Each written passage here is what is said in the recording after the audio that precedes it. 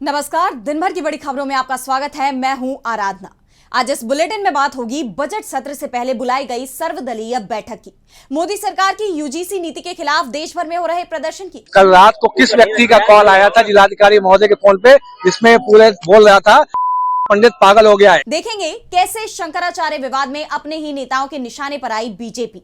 राहुल और खड़गे के अपमान पर कैसे घिर गई बीजेपी। संविधान को अपमान करने वाले लोग दो अपोजिशन लीडर्स को तीसरे पंक्ति में बिठाते हैं। जानेंगे महाराष्ट्र में शिंदे ने बीजेपी को क्या दिया अल्टीमेटम, और बुलेटिन के आखिर में देखेंगे जाने माने कार्टूनिस्ट इरफान की किस खबर पर पड़ी तिरछी नजर। लेकिन दिन भर की तमाम बड़ी खबरों से पहले एक नजर आज की सुर्खियों पर। झारखंड में नगर निकाय चुनाव का हुआ ऐलान, 23 फरवरी को मतदान, 27 फरवरी को आएंगे नतीजे। राज्य में आचार संहिता लागू। तेलंगाना में भी नगर पालिका चुनावों की घोषणा, 116 नगर पालिकाओं और 7 निगमों के लिए 11 फरवरी को होगी वोटिंग, 13 को आएंगे नतीजे। बीजेपी सांसद गंगोपाध्याय ने पश्चिम बंगाल में राष्ट्रपति शासन लगने की जताई संभावना। भड़की टीएमसी, पार्टी नेता कुणाल घोष का जवाब, संयुक्त राष्ट्र जाएं बीजेपी सांसद। केंद्र सरकार पर मध्य प्रदेश के साथ भेदभाव के आरोप, पूर्व सीएम कमलनाथ बोले 25 विभागों के लिए केंद्र सरकार ने रोका है फंड, 10 महीने से नहीं आया एक भी पैसा। और हरे निशान पर बंद हुआ शेयर बाजार, 319 अंकों की बढ़त के साथ 81,857 पर बंद हुआ सेंसेक्स, जबकि 126 अंकों के उछाल के साथ 25,175 पर बंद हुआ निफ्टी। ये तो थी सुर्खियां। अब बात आज की सबसे बड़ी खबर की। 28 जनवरी को शुरू हो रहे संसद के बजट सत्र से पहले सरकार ने सर्वदलीय बैठक बुलाई, जहां सत्ता पक्ष और विपक्ष के बीच तल्खी सामने आई। विपक्ष ने सरकार पर अपना एजेंडा स्पष्ट न करने का आरोप लगाया, तो वहीं सरकार इस आरोप पर सफाई देती नजर आई। तो क्या कुछ हुआ इस सर्वदलीय बैठक में, जानेंगे इस रिपोर्ट में। संसद के बजट सत्र से पहले सरकार ने सर्वदलीय बैठक बुलाई थी। केंद्रीय रक्षा मंत्री राजनाथ सिंह की अध्यक्षता में हुई इस बैठक में विपक्ष के तेवरों से साफ हो गया है कि सरकार के लिए ये सत्र आसान नहीं रहेगा। बजट सत्र के दौरान ही 5 राज्यों में विधानसभा चुनावों का ऐलान हो जाएगा। ऐसे में विपक्ष के तेवर आक्रामक रहेंगे, जो सरकार की मुश्किलें बढ़ा सकते हैं। सर्वदलीय बैठक में भी सरकार को इसका एहसास हो गया। कांग्रेस की तरफ से सत्र में रखे जाने वाले विधेयकों पर बात की गई।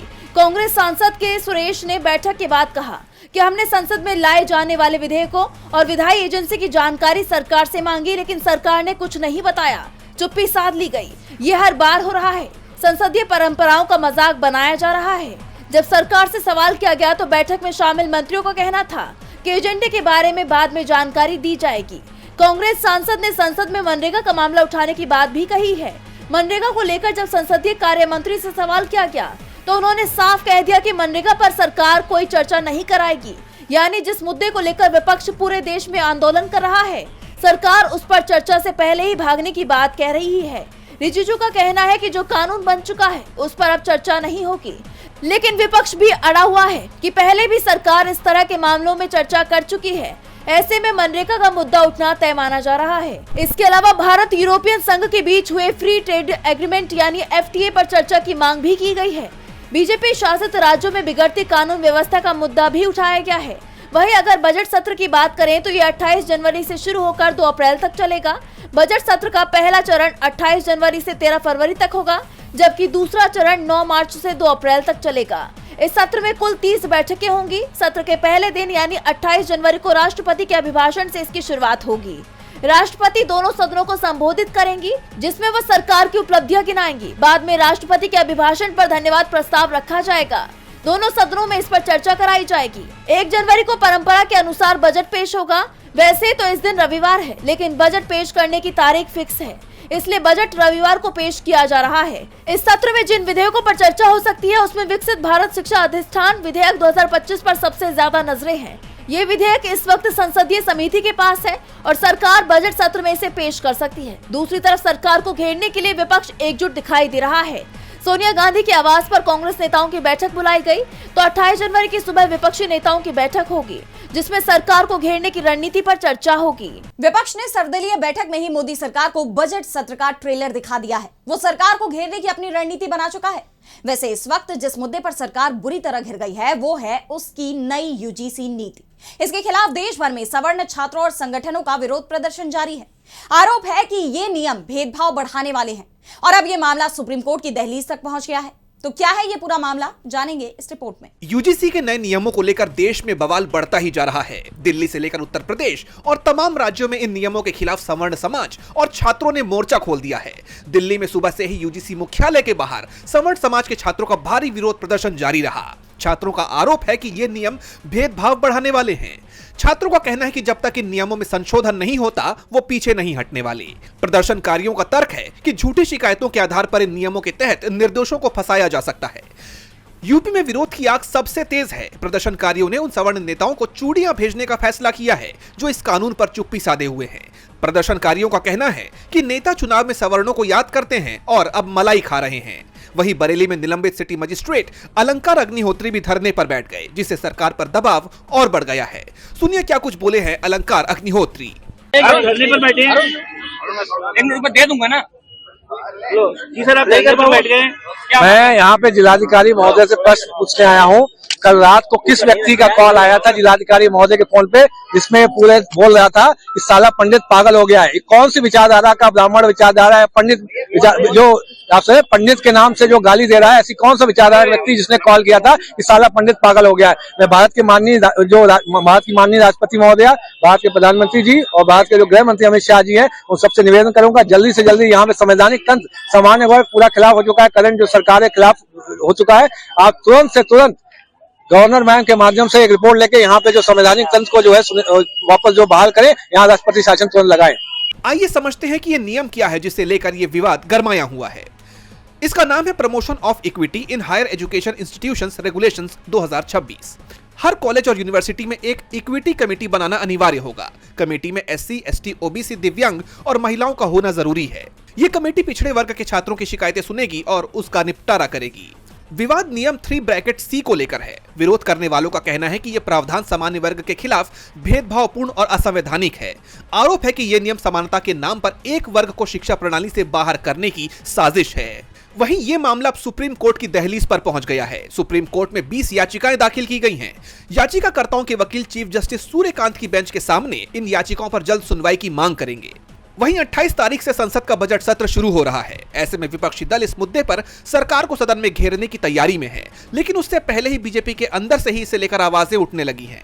हालांकि सरकारी सूत्रों का कहना है कि नियमों को लेकर भ्रांतियां फैलाई जा रही हैं, लेकिन अब तक आधिकारिक तौर पर सरकार की तरफ से कोई स्पष्टीकरण नहीं आया है। अब इस मामले में आगे क्या होता है ये तो देखना होगा। यूजीसी नीति को लेकर मोदी सरकार बुरी तरह फंसती दिखाई दे रही है, तो विवाद शंकराचार्य मामले में भी जारी है।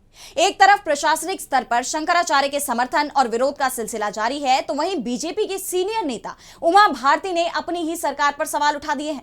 शंकराचार्य की पदवी पूछने को उन्होंने सीधे तौर पर मर्यादाओं का उल्लंघन बताया है। तो क्या है पूरी खबर, जानेंगे इस रिपोर्ट में।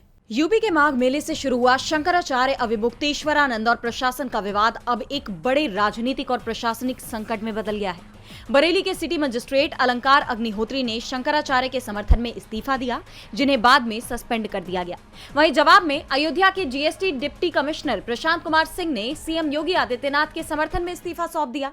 प्रशांत सिंह का कहना है कि वे मुख्यमंत्री के लिए इस्तेमाल किए गए अपशब्दों से आहत है और अब शासन का नमक नहीं खा सकते।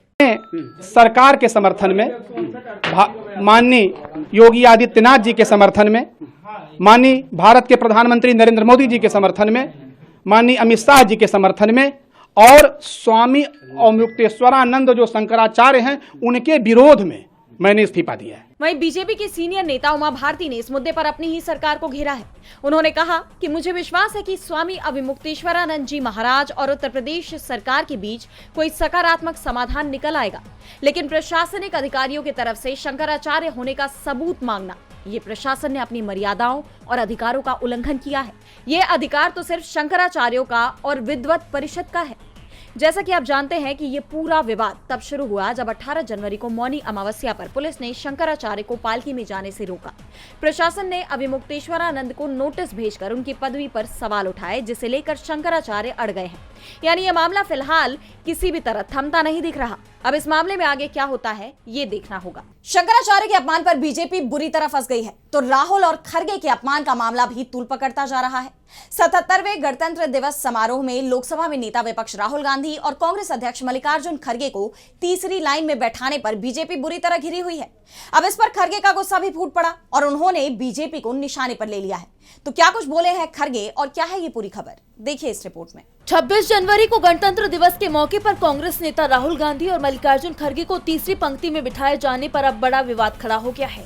विपक्षी नेताओं ने इसे अपमान करार दिया है और कई गंभीर आरोप लगाए हैं। वहीं अब इस मामले में कांग्रेस अध्यक्ष मल्लिकार्जुन खरगे की प्रतिक्रिया भी सामने आई है। उन्होंने भी इसे खुद का और विपक्ष का अपमान करार देते हुए कहा कि मैं सीनियर मोस्ट लीडर हूँ, मेरे और राहुल गांधी के पास कैबिनेट रैंक है, लेकिन हमें गणतंत्र दिवस समारोह में तीसरी लाइन में बिठा दिया गया जहां स्टेट मिनिस्टर और बच्चे बैठे थे। इतना ही नहीं, हमने अपने सेक्रेटरीज को भेजकर जगह तलाश की, उनके जरिए पास का इंतजाम किया। सरकार ने संविधान, कांग्रेस, विपक्ष और मेरा अपमान किया है। ऐसा क्यों किया गया, मुझे इस बात का जवाब चाहिए। खरगे ने सरकार पर आरोप लगाया कि ऐसा जानबूझकर किया गया था। उन्होंने कहा कि ये सरासर गलत है, जानबूझकर विपक्ष और कांग्रेस का अपमान किया जा रहा है। हम तो संविधान के बचाने के लिए पूरी हमारी कोशिश है और संविधान को अपमान करने वाले लोग दो अपोजिशन लीडर्स को तीसरे पंक्ति में बिठाते हैं और वो स्टेट मिनिस्टरों के साथ खड़ा करते हैं और स्टेट मिनिस्टर्स के साथ वहां पर प्रेसिडेंट ऑफ इंडिया को मिलने के लिए भी ठहरे हैं वो लाइन में, तो हमको स्टेट मिनिस्टर्स के लाइन में डाल दिए, बिठाते वक्त भी स्टेट मिनिस्टर के लाइन में डाल दिए। तो ये इतना अपमान अपोजिशन का कर रहे हैं। उन्होंने बीजेपी पर आरोप लगाया कि बीजेपी अक्सर ही किसी न किसी बहाने से कांग्रेस और राहुल गांधी को बदनाम करने की कोशिश करती रहती है। बीजेपी के लोगों को राहुल गांधी जी और कांग्रेस पर आरोप लगाने का कोई हक नहीं है। जैसा आप जानते हैं कि 77वें गणतंत्र दिवस के मौके पर आयोजित कार्यक्रम में राहुल गांधी और मल्लिकार्जुन खरगे तीसरी पंक्ति में बैठे नजर आए, जिसके चलते बड़ा विवाद खड़ा हो गया। बीजेपी पर आरोप लगने लगे कि ऐसा करना सरकार की मानसिकता और विपक्ष के नेताओं की गरिमा के प्रति असम्मान को दिखाता है। और अब इस पूरे मामले पर खुद खरगे ने अपना गुस्सा जाहिर कर बीजेपी की मुश्किलें बढ़ा दी हैं। देखना होगा कि बीजेपी की तरफ से इस पर कोई प्रतिक्रिया आती है या नहीं। राहुल और खरगे के अपमान के खिलाफ विपक्ष एकजुट नजर आ रहा है, तो महाराष्ट्र एनडीए बिखरता दिखाई दे रहा है। नगर निगम चुनाव के बाद से ही शिंदे की शिवसेना और बीजेपी के बीच टकराव बना हुआ है और अब ये दरार इतनी बढ़ गई है कि ये गठबंधन कभी भी टूट सकता है। इस बात पर मुहर लगाते हुए बीजेपी नेता ने ही शिंदे का वजूद खत्म करने की बात कह दी है, जिसके बाद शिवसेना ने भी अल्टीमेटम दिया है। तो क्या है पूरी खबर, जानेंगे इस रिपोर्ट में। महाराष्ट्र में नगर निगम चुनाव के बाद महायुति पर संकट गहराता दिख रहा है। खासकर मुंबई में मेयर पद को लेकर जो पेंच फंसा हुआ है, उसने बीजेपी और शिंदे सेना के बीच की दूरियां बढ़ा दी हैं। इस बीच बीजेपी नेता गणेश नाइक ने शिवसेना को खत्म करने की धमकी दे दी है। नाइक ने एकनाथ शिंदे का नाम लिए बिना कहा, अगर बीजेपी इजाजत देती है तो हम उनका अस्तित्व खत्म कर सकते हैं। मैं आज ये दोहरा रहा हूं। उनके इस बयान ने विवाद खड़ा कर दिया है। सवाल उठ रहे हैं कि क्या बीजेपी शिंदे के खिलाफ कोई बड़ी साजिश रचने वाली है? तो दूसरी तरफ शिंदे गुट भी बीजेपी पर पलटवार करने में पीछे नहीं है। शिंदे गुट ने बीजेपी को आईना दिखा दिया है। शिवसेना के नेता और राज्य के सामाजिक न्याय मंत्री संजय शिरसाट ने कहा है कि कौन शिंदे को खत्म करने की बात कर रहा है। शिंदे नवी मुंबई की पहाड़ियां या रेत नहीं है जिन्हें खत्म किया जा सके। हम वो हैं जो साहस के साथ खड़े हैं। शिंदे को कम नहीं आंका जा सकता। आज बीजेपी सत्ता में है, सत्ता के घमंड में दिख रही है, लेकिन बीजेपी को यह सत्ता हमारी कुर्बानियों की बदौलत मिली है। बीजेपी आज सत्ता में सिर्फ इसलिए है क्योंकि शिंदे ने 2022 में उद्धव ठाकरे के खिलाफ बगावत की थी। अगर कोई हमें खत्म करने की बात करता है तो हम इसे सहन नहीं करेंगे। वहीं शिंदे के करीबी और राज्य के पर्यटन मंत्री शंभूराज देसाई ने कहा कि अगर हमारी पार्टी इजाजत देती है तो हमारा रुख वही रहेगा।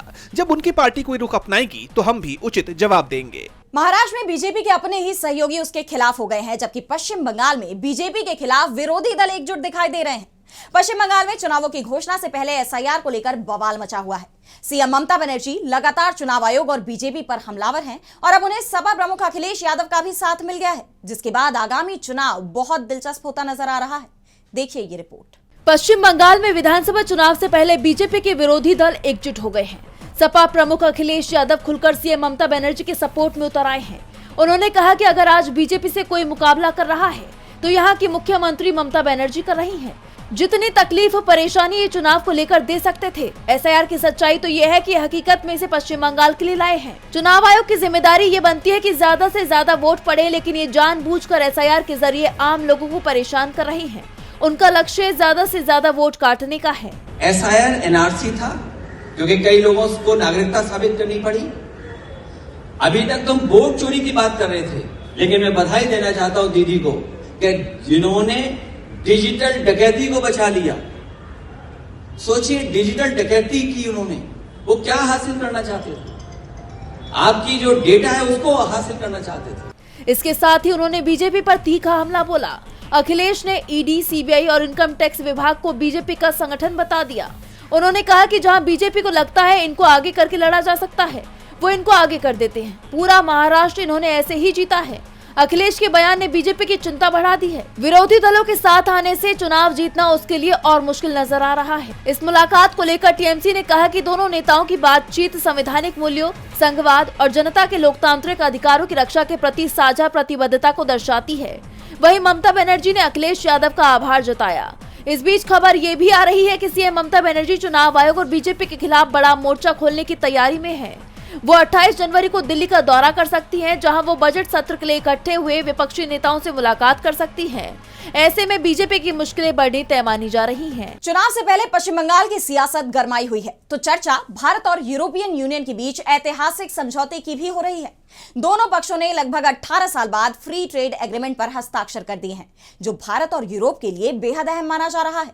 लेकिन अमेरिका इस ट्रेड डील पर भड़का हुआ है। तो इस ऐतिहासिक समझौते में क्या कुछ है खास, और इसका भारत को कैसे होगा फायदा, दुनिया पर इसका क्या होगा असर, आइए देखते हैं इस रिपोर्ट में। भारत और यूरोपियन यूनियन के बीच 18 साल की लंबी बातचीत के बाद आखिरकार व्यापार समझौता हो गया है।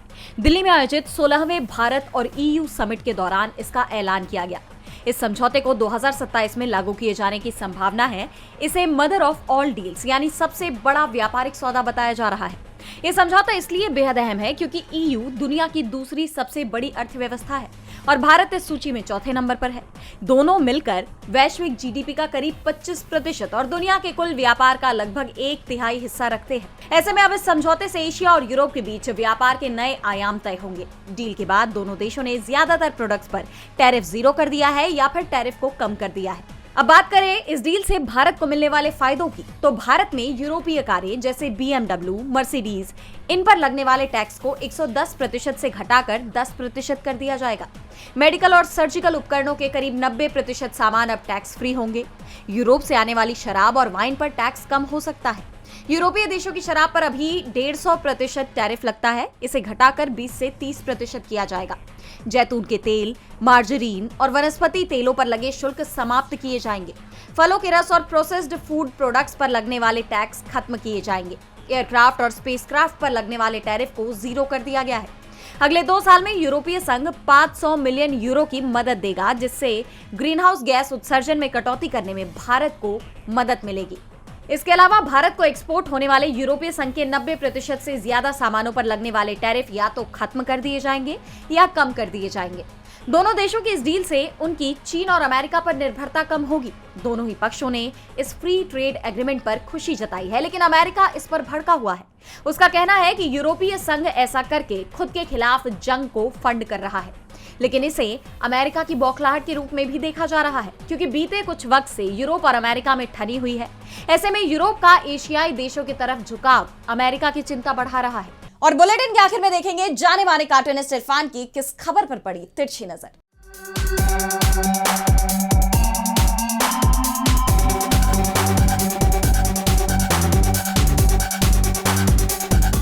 मोदी और योगी सरकार दोनों ही मुश्किल में हैं। उनके लिए रोज रोज कोई ना कोई नया मुद्दा सिर दर्द बन रहा है।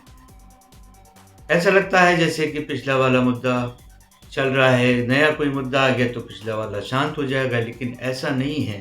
अब देखिए ना, शंकराचार्य का मुद्दा जिस तरह से खड़ा हुआ तो वो अब बराबर ही बढ़ता ही चला जा रहा है। उसके बाद में यूजीसी का मुद्दा है तो लगा कि वो शांत हो जाएगा, लेकिन अब दोनों ही यूपी सरकार और केंद्र सरकार दोनों के लिए ही सिरदर्द की बात बन चुके हैं। लेकिन उनके कई सारे नेता इससे बिल्कुल ही बेखबर हैं और वो अपनी मनमर्जी से जैसी भी बयानबाजी कर रहे हैं वो देते चले जा रहे हैं। उनको शायद एक कामयाब जो मुद्दा, एक उनका फॉर्मूला आया है बीजेपी का चुनाव जीतने का कि 10 किलो अनाज और 10,000 रुपये, ये सबसे आजमाया हुआ मुद्दा हो गया है, जीत का सबसे आजमाया हुआ फॉर्मूला हो गया है। इसलिए हो सकता है कि वो उस पर भरोसा कर रहे हों, क्योंकि भरोसा हमेशा आजमाए हुए फॉर्मूले पर ही तो होता है।